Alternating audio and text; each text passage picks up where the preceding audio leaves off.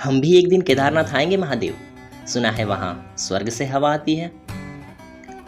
नमस्कार दोस्तों, उत्तराखंड के निवासियों के लिए केदारनाथ यात्रा खोल दिया गया है और उम्मीद करते हैं कि हम भी इस कोरोना संकट से जल्द ही निकल जाएंगे और अपने महादेव की कृपा से बहुत जल्द ही केदारनाथ की यात्रा शुरू कर देंगे। उत्तराखंड के लोग उत्तराखंड टूरिज्म के वेबसाइट पर जाकर अपने रजिस्ट्रेशन करवा सकते हैं। लिंक आपको डिस्क्रिप्शन में मिल जाएगा। आज के इस वीडियो में हम केदारनाथ यात्रा के बारे में पूरी जानकारी जानेंगे कि कैसे जाएं, कहां पहुंचे, कहां रुके, क्या खाएं और भी सारी जानकारियां। Hey YouTube, I am Akash Kushwaha and you are watching I am news there. Kedarnath Dham Uttarakhand के रुद्रप्रयाग जिले में स्थित है। केदारनाथ धाम का हिंदू धर्म में एक अनोखा स्थान है। यह हिमालय की बर्फ से सफेद चादर से ढकी घाटी से घिरा हुआ है। केदारनाथ मंदिर 12 ज्योतिर्लिंग के साथ 4 धाम में से भी एक है।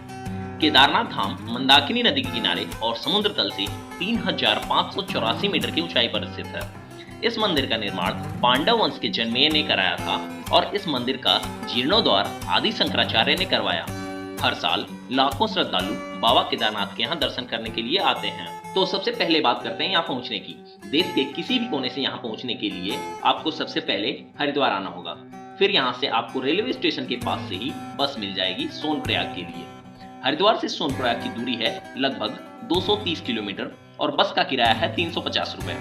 अगर आप ट्रेन से हरिद्वार आ रहे हैं तो कोशिश करिएगा कि रात में हरिद्वार पहुंचिए ताकि सुबह में बस पकड़कर शाम तक सोनप्रयाग पहुंच जाए।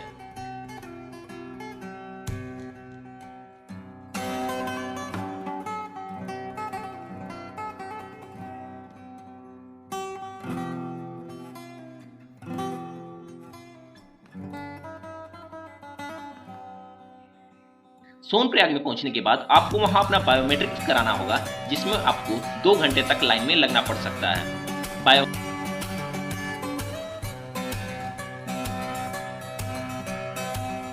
बायोमेट्रिक रजिस्ट्रेशन सुबह 5 से शाम 5 तक ही होता है, इसलिए इस बात का खास ध्यान रखें।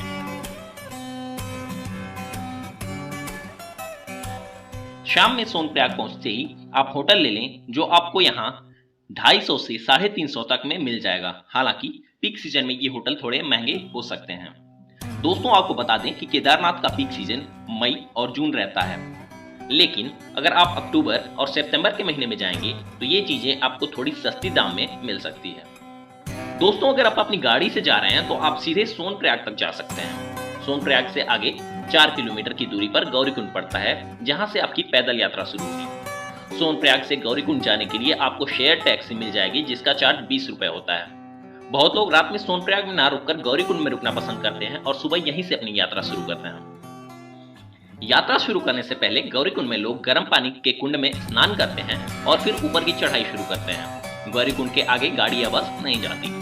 अगर आप पैदल नहीं जाना चाहते हैं तो आपके पास घोड़े और बास्केट 2 ऑप्शन अवेलेबल हैं। घोड़े से जाने का किराया है 2500 रुपए और बास्केट से जाने के लिए आपको अपने वजन के हिसाब से 5000 तक देना पड़ सकता है। अब शुरू होती है आपकी पैदल यात्रा केदारनाथ धाम की, जो लगभग 16 किलोमीटर दूर है गौरीकुंड से। रास्ते में आपको बहुत सारे झरने, पहाड़ और खूबसूरत चीजें देखने को मिलेंगी, जिससे आपका दिल झूम उठेगा। ये दृश्य इतने मनमोहक होंगे कि आपको वहां से आगे बढ़ने का मन नहीं करेगा, लेकिन आपको जाना अभी आगे अपने महाकाल के पास है। नॉर्मल पर्सन को लगभग 6 से 8 घंटे लग जाते हैं पूरी चढ़ाई में। 8 घंटे की यात्रा के बाद जब आप पहुंचते हो महाकाल के दरबार में तो आपकी सारी थकान दूर हो जाती है और आप महादेव के रंग में रंग जाते हो।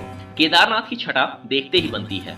मंदिर, उसके पीछे ऊंचे पहाड़ और बहती नदियों पर आंखें थम सी जाती हैं। सुबह गौरीकुंड से यात्रा करने के बाद आप शाम 3-4 बजे तक यहाँ पहुंचेंगे और यहाँ रुकोगे नहीं तो फायदा क्या। यहाँ रुकने के लिए आपके पास 3 ऑप्शंस अवेलेबल हैं: होटल्स, GMNV डॉर्मेटरीज और टेंट्स। होटल्स आपको यहाँ 2-3 हजार तक के पड़ सकते हैं, लेकिन आपको GMNV डॉर्मेटरी और टेंट 300 से 500 पर पर्सन के हिसाब से मिल जाएगा और यहाँ आप रात आराम से गुजार सकते हो।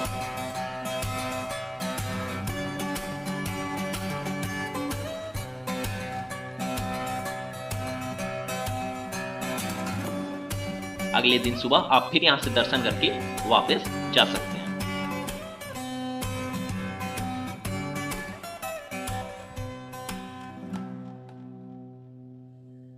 अगर हम बात करें खाने की, तो आपको पीक सीजन में रास्ते में कई जगह भंडारा मिल सकता है, और अगर आपको होटल्स का ऑप्शन भी मिलेगा जहां आपको नॉर्मल रेट, अफोर्डेबल रेट पर खाना मिल जाएगा, और आपको पीने की पानी की बिल्कुल भी प्रॉब्लम नहीं होने वाली है रास्ते में।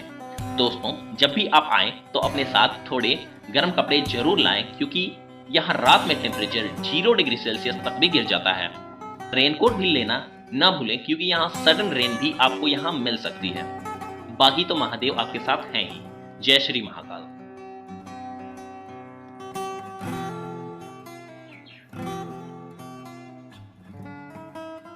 केदारनाथ धाम के बारे में और कोई अन्य जानकारी भी आपको चाहिए जो मुझसे छूट गई हो और आप जानना चाहते हैं, तो आप कमेंट बॉक्स में मुझसे वो प्रश्न पूछ सकते हैं। मैं आपका आंसर देने का भरपूर प्रयास करूंगा। Thank you very much. जय श्री महाकाल।